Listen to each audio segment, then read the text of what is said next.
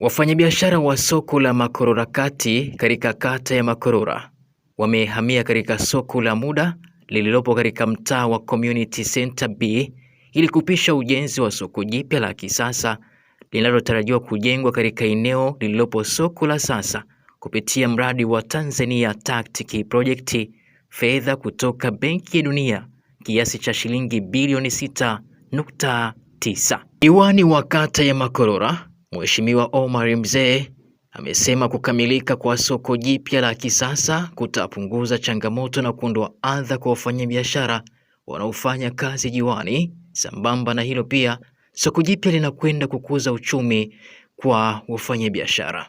Amesema jumla ya wafanyabiashara 208 wamehamishwa kutoka soko la zamani kwenda katika soko jipya shikizi na kwamba ujenzi wa soko jipya utaanza mwezi April na kukamilika baada ya miezi 18.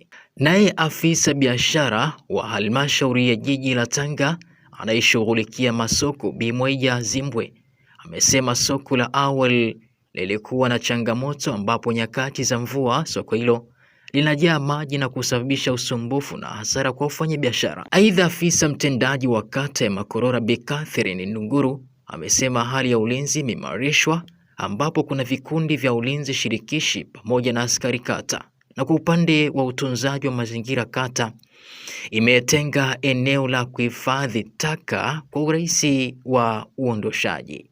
Kwa upande wao, wafanyabiashara wa soko hilo wameishukuru serikali pamoja na uongozi wa jiji la Tanga kwa kuwajengea soko la muda ili kupisha ujenzi wa soko jipya la kisasa, na kusema kuwa mwanzoni hawakuamini ila kwa sasa wanaamini kwa kuwa tayari maandalizi ya ujenzi yameanza.